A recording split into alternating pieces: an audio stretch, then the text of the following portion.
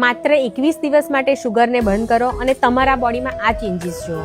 Sugar બંધ કરવાથી થોડાક જ દિવસમાં તમને તમારી બોડી પર જે સોજા અને સ્વેલિંગ લાગતું હશે એ ઓછો થવા માંડશે.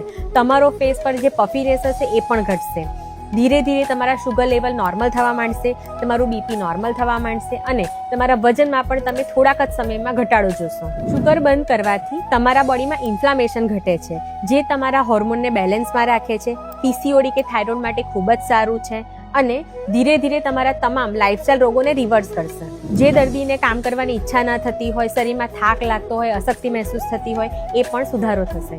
અમે એવા ઘણા બધા પેશન્ટ જોયા છે કે જેણે શુગર બંધ કરી હોય અને એમનું એનર્જી લેવલ ઇમ્પ્રૂવ થયું હોય, કામ પર ફોકસ વધ્યું હોય અને બોડીમાં એનર્જી લેવલ પણ વધ્યા હોય. ઘણા બધા બાળકોને શુગર કન્ઝમ્પશન બંધ કરાયા પછી જે બચ્ચાઓ હાઇપર એક્ટિવ હોય, જે વધારે પડતી ધમાલ કરતા હોય, જે લોકો સ્ટ્રેસમાં રહેતા હોય અથવા ઊંઘ પ્રોપર ના આવતી હોય, એમાં પણ ઇમ્પ્રુવમેન્ટ જોવા મળે છે. તો આજથી રિફાઇન્ડ શુગર ખાવાનું બંધ કરો અને નેચરલ શુગર ખાવાનું શરૂ કરો, જેવી કે મધ, દેશી ખાંડ, સાકર, ખજૂર અથવા તો મીઠા ફળો. તો શુગર ખાવાનું બંધ કરો અને મને કમેન્ટમાં જણાવો કે તમને શુગર બંધ કર્યા પછી કયા કયા ફાયદા થયા.